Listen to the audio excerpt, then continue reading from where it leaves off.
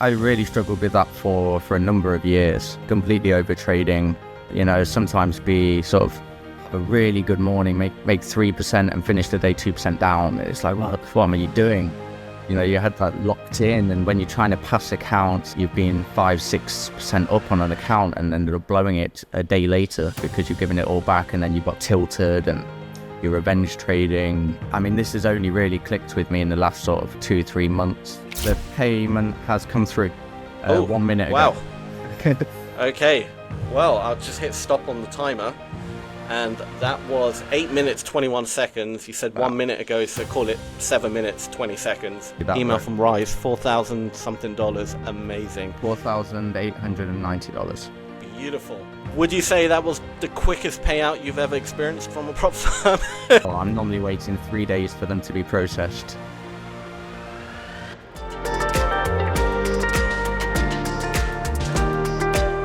Hello everyone, and welcome to another Trader Stories podcast here with Hola Prime. Today we're joined by Luke from the United Kingdom, who has a $100,000 funded account with Hola Prime, and today he's eligible for his first payout with us of $4,841, so he's done really well. Luke, thank you so much for coming on today. How are you doing? I'm really good, thank you, Sam. Yeah, really good. Awesome, good to hear. Luke, I mean, 4%, I mean, your actual profit was 6%, 6 grand, and then obviously our share, and then your share makes it down to 4,800 is the actual payout. But what an incredible percentage you managed to pull in. I'm sure you're probably very eager to take that payout. So is it possible you could request that payout now at the beginning of this interview, and then hopefully within this interview, you'll get that money in your account? Did you want me to share my screen for this? Sorry. If you could, yeah, that'd be great, yeah. There we go. 6,052. All right, success. What I've done is I've hit start on a timer. So Luke, whenever you get that money coming through to your Rise account, do let me know. Sure. And I'll hit stop on that timer. So just keep your eye on your emails or notifications or whatever it might be. So Luke, let's talk a little bit about you and your trading. So where did it kind of start for you trading wise? So I'm 29 now. I started initially when I was around 18, when I was working, just putting money into live accounts, but not with much knowledge. I then stopped for a number of years, went to university, worked. I then have a friend that's got quite a big success in trading. He traded mainly live accounts, who sort of taught me his strategy effectively, or helped me guide it. I trade a bit different to him these days, but that was where I initially got the bug to go. And then I wanted to find a way to travel more, like I'm in Bangkok now. And this was a way for me to stop working full time and, be able to experience the world, really. Yeah, absolutely. So, I mean, you've got quite a lot of experience under your belt then as a trader. And am I right in saying then trading is kind of your main source of income? I'm trying to make it my main source of income. Obviously, I've only really seen much success sort of in the last few months, really. To be honest, it took quite a while to get profitable and to mainly discipline, really, to stay out of the charts more than stay on the charts and find something that works. I find being in Asia helps with that as well, because I typically like the Asian session, particularly. So that definitely helps. That's incredible. That's really good. So what was it that kind of changed your mindset, I guess you could say, and become more disciplined? Was it just, like, what did you do differently to all of a sudden just have that switch flick, So it was effectively, I would quite often win my first 1 or 2 trades, maybe 3 trades of the day, depending on how much the trade was. And then I would typically keep trading throughout the day and give it all back, if not more. And then I started to limit myself to one trade a day at the beginning with. So I would take that first trade, win or lose, stop, close all charts. And then I've developed it now so I can take multiple trades, but I sort of try and cut off at a certain time of the day. Yeah. Obviously, it's all depending on what's going on in the market. The discipline's still not the best. I still do sometimes get on the charts later in the day, but I'm trying my best to sort of get as disciplined as possible, really. Yeah, no, it makes total sense, and I completely agree. I think that's a problem a lot of traders have, is over trading, because it's such a weird counterintuitive thing, because we're always taught from day one, the more work you put in, the more results you get. But trading is almost the opposite. You know, like, yeah, you can't replace the educational side and back testing and putting that work in. Put as many hours as you can. But the actual trading itself, the less you do, the more profitable you are. And it is really backwards, but it is how it is. And it's so hard to kind of, you know, train yourself to just accept that. Exactly. You know? And I really struggled with that for a number of years, really. Completely over trading, you know, sometimes be sort of have a really good morning, make 3% and finish the day 2% down. It's like, what am I doing? Yeah. You had that locked in, and when you're trying to pass accounts and then you've been 5-6% up on an account and then they're blowing it a day later because you've given it all back, and then you've got tilted and you're revenge trading, and but I mean, this has only really clicked with me in the last sort of 2-3 months. I think mainly because of the price actions being so terrible for me with the way the world is at the current moment in time. Sort of had to discipline myself when there's less volatility in the market, effectively. Absolutely. To sort of maximize my edge effectively. I mean, that's interesting because most traders would struggle right now. Yeah. Because of how the markets are. And you could argue that they're probably the worst conditions they've been in a long, long time. Sure. And you're thriving in that. So yeah. Well, I mean, traditionally, I've always traded EURUSD. Yeah. So you'll see on a couple of the other first accounts I had with you, they were pretty much all EURUSD. And I got so tired with the price action of EURUSD lately. I typically trade reversals. Right. And the market's been so one-directional that you just zones and levels just aren't being respected. Yeah. So on this account, I've mainly traded gold, which I haven't done much of, and it's sort of worked really well at the moment. So I may be a new gold trader. Hey, gold's a great thing to trade. Yeah, for sure. I think it's probably one of the most popular instruments for sure among Hola Prime traders is gold. Don't quote me on that, but I'm pretty sure it's definitely in the top 3, 100%. Yeah. So yeah, no, good stuff. And what kind of trader would you say you are? Like, when are you more of an intraday trader, scalper, swing trader? What kind of style have you adopted? So more of a scalper, I guess. So I typically use order flow where I can, and nice. So I'm the trades usually in and out within sort of 15-20 minutes max, really, as much as possible. Obviously that is in the Asian market as well, Asian session, which is less volatile typically. So yeah, I'm just waiting for a change in order flow, in order state. Nice, really nice. I mean, order flow is great. I'm an order flow trader as well. Have you ever thought about trying out the futures side of things, and then you get that volume data as well to add into the order flow? Yeah, for sure. I have looked at it. I've traded the Nasdaq before. Hadn't had much success. I'm not a big fan of trailing drawdown. Right. Which you get with many future prop firms. Yeah. I often find that I get caught out by it. But maybe now I'm a bit more disciplined, I could revisit it for sure. But yeah, it's definitely an option there. I'm trying to sort of really cement what I'm doing right now and focus on one thing, and then sort of look to branch out later down the line. No, absolutely. And you're doing really, really well. And you would say, you know, like, why change if you're already doing really well, you know? The payment has come through 1 minute ago. Wow. Okay. Well, I'll just hit stop on the timer. And that was 8 minutes, 21 seconds. You said 1 minute ago, so call it 7 minutes, 20 seconds. Doesn't really matter if it's 8 or 7 minutes, but... Yeah.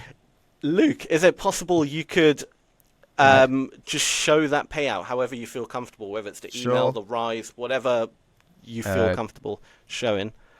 Oh, perfect. There you go. Email from Rise, $4,000 something. Amazing. $4,890.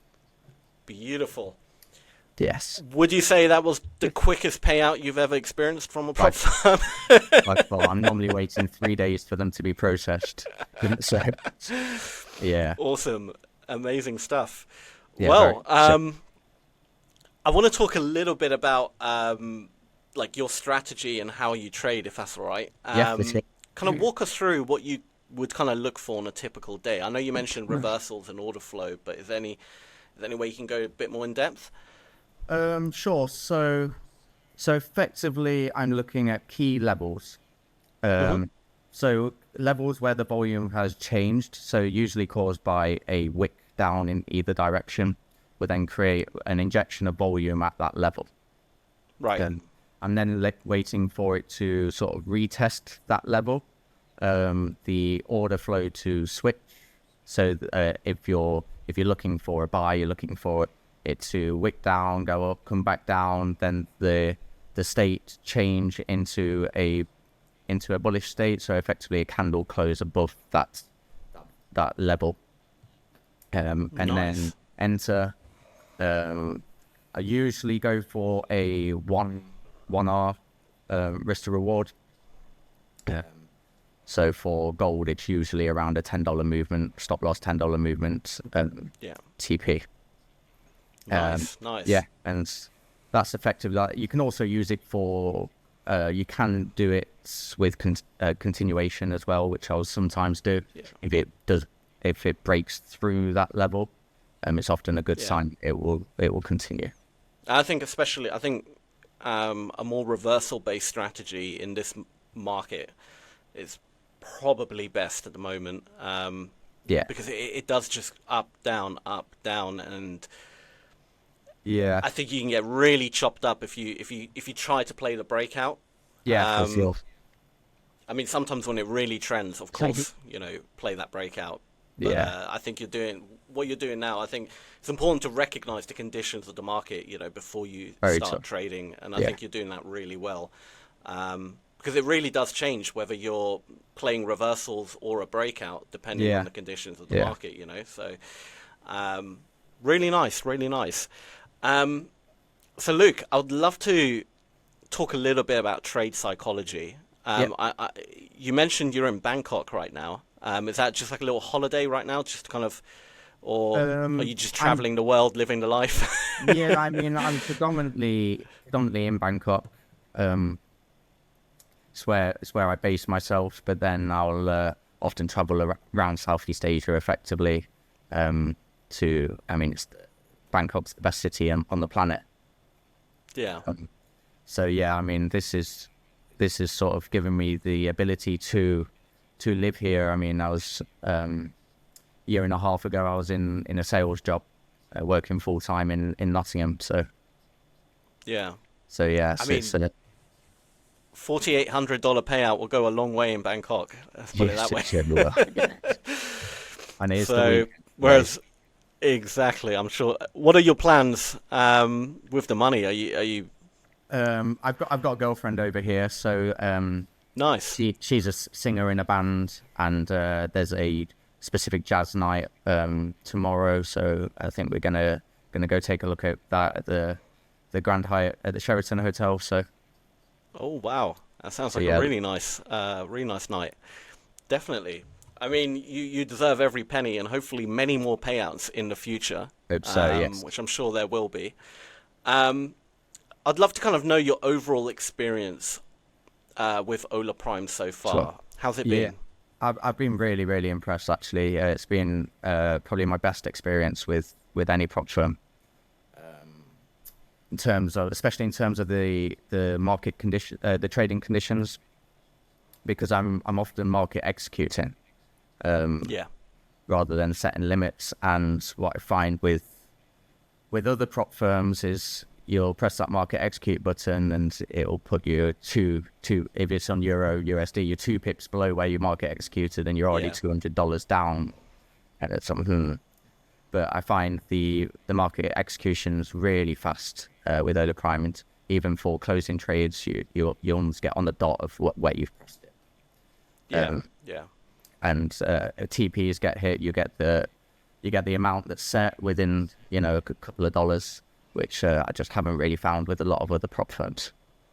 And I think that's carry on. Sorry. You just mentioned for the sport team as well. I've had a few chats with the sport team that have been really, really responsive 24 hours a day. Obviously, I'm based in Asia time as well. So yeah, they've been really impressive. Amazing. Well, I'm really glad to hear it, and I think that's a really good point you made there about slippage, and because a lot of people don't really value that right away until it happens to you, and then you're like, damn, I didn't even think that would be an issue, but it really is. I mean, I actually breached an account with another prop firm recently. That was a live funded account. I was 4% up, and they've got the 2% max loss rule per trade, and I had my stop loss at $1,800 in Asia zone with low volatility, and it slipped through the 1,800 and went to 2,060, and they breached me. What's it? That's the candles were hardly moving in Asia session. So that's foul play. Yeah, for sure. I wasn't best impressed, and I haven't purchased another account with them. That's for sure. Yeah, I don't blame you. And that's why we did the whole price transparency report. And we still do it, and a lot of people don't realize the value of that. And I still think to this day, like when we mention it, we don't really put it in our marketing material anymore because we realized there just wasn't any real reception to it. Because people are like, why would you need a price transparency report? It doesn't make any sense. But it makes huge sense because it shows that our prices and what we quote are backed by the overall industry standard from big brokers and big liquidity providers. So there's no kind of foul play when it comes to the pricing. If slippage, like extreme slippage, of course slippage will always happen to a certain degree, especially if it's really volatile. That's just how the markets work. For sure. But like what you mentioned there, where it's clearly foul play, you could then look at the price transparency report and be like, actually, no, you guys, do you know what I mean? And if you look at it over the course of, say, 10 trades as well, I often find if I've got a TP set to $1,000, it will give me $920 or $900, and you look at that over the course of 10 trades, you're almost $1,000 out that was profit. It's almost a whole of the trade. You're absolutely right. It makes a huge difference, and it really does add up. And so I'm glad you mentioned that, because I think you're one of the first people I've spoken to that values, that has at least verbally, said that they value that, no foul play when it comes to pricing, because it really is a big problem in the industry. For sure. So I'm glad you did mention that. But apart from that, Luke, I think we can pretty much wrap it up. It was awesome speaking to you. Thank you so much for coming on and doing the live payout. Congratulations again. Thank you. And hearing your story. Have a great time with your partner as well, and enjoy that money, and have a great weekend. I'm slightly jealous that you're out there and I'm stuck. Well, actually, it's quite sunny in the UK today, so we've been quite lucky. And it's the weekend. Exactly. Almost. Well, it's 5 o'clock on Friday here, so... lovely. The weekend started for me now. This is amazing. Well, Luke, have a great one. Excellent. We'll keep thank in you touch, for your time, Sam. and thank you again. Take care, my friend. Bye-bye. And all the viewers, thank you guys for watching. If you did enjoy this video, go ahead, leave a thumbs up, subscribe, turn on channel notifications, join our Discord, do all of that good stuff, because it really does help us out. But apart from that, thank you guys for watching. We'll see you again very soon. Take care for now. Bye-bye. Hola Prime, trade with transparency.